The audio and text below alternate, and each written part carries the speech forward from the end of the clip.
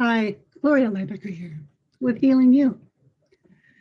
Do you have a close friend that you enjoy spending time with? I remember several years back when my close friend Jenn was planning to come and visit us after we had moved to the Spokane area. And she was bringing her two boys. Mason was 8 at the time, and little Isaac was only 6. I was so excited to get to see her in person again and just hang out together.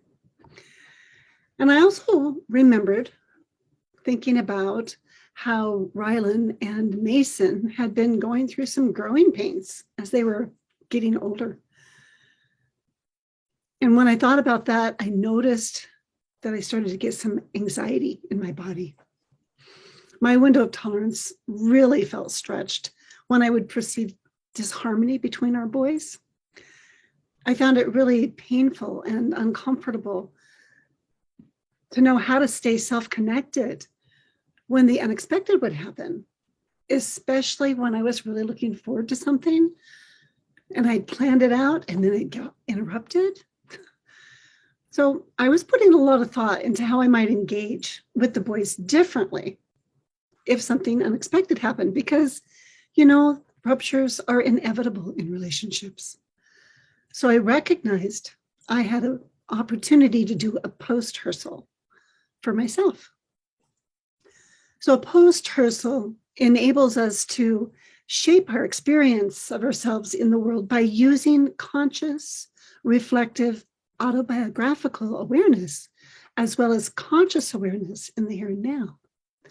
So I sat in a self-reflective state, and I remembered a very specific experience that I'd had with the boys that I had perceived as intense. Simultaneously, I consciously noticed my internal state, it's referred to as introception, while remaining open to any images that might arise in my mind. So I remembered Rylan cry out in a loud voice, "He won't listen to me." And I saw him in my mind's eye falling to the floor while Mason and Isaac would run and hide behind their mom. As I remembered this, my stomach clenched just like it did the first time it happened. And my body curled inward in resistance and fear. So I slowed down that inner processing more. And I touched into a part of my mind that felt actually blinded by a piercing light. And I could hear a ringing in my ears.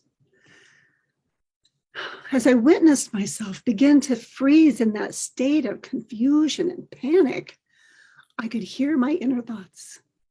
I have to do something right away so everything will be safe, but I can't think.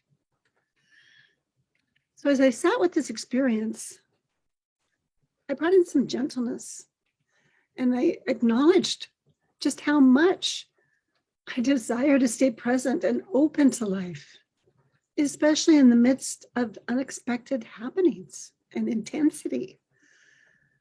So I held this new insight and again sank into my body sensations. And this time I imagined myself meeting Rylan in this reflection with curiosity and warmth and acceptance. And as I did this, I noticed that my stomach relaxed and my heart opened and felt warm. And as I smiled, I could feel my shoulders release tension that I didn't realize I was holding. Wow, it felt so fresh and strong, like some real solid ground was getting under my feet. So I drew in a deep breath to anchor that sense of strength within me and then allowed it to be released slowly. Next, I deliberately shifted my attention and I imagined Rylan's expression of distress with his friends. I felt a shift in my belly, like a new sense of possibility awakening around how to communicate with the children from an open heart. So I leaned in slightly, leaning forward towards my inner image of them with a sense of presence and an accepting state of awareness. I imagined reflecting to Rylan with curiosity. He won't listen to you? And I saw the possibility of our eyes meeting as new neural pathways were laid down for collaborative, contingent communication and I trusted a new connection would be possible. Collaborative contingent communication allows us to expand our sense of self. As we feel connected to our children, we become more receptive to them. A contingent response is when the quality, the intensity, and the timing of the signals we send clearly reflect the other's signals. My response to Rylan is not just a mirror of his signals, but it incorporates the essence of my presence. So silent empathy, non-verbal communication, and occasionally words, which makes sense of his communication. In this way, children begin to feel felt. Their needs to be seen, heard, and understood are contributed towards. So through this co-creative process, children begin to construct both social knowledge and an understanding of the self that cannot be created outside of relationship. They begin to experience that they're not alone in the world because their sense of self is connected to something larger than the boundaries of their own skin. And over time, this repeated pattern enables children to develop a coherent autobiographical self that connects the past, the present, and the anticipated future. So as I consistently take time to make sense of my own life experiences, I grow new neural pathways that expands my window of welcome. And I'm also modeling for my children how to stay self-connected as well as heart-connected with others.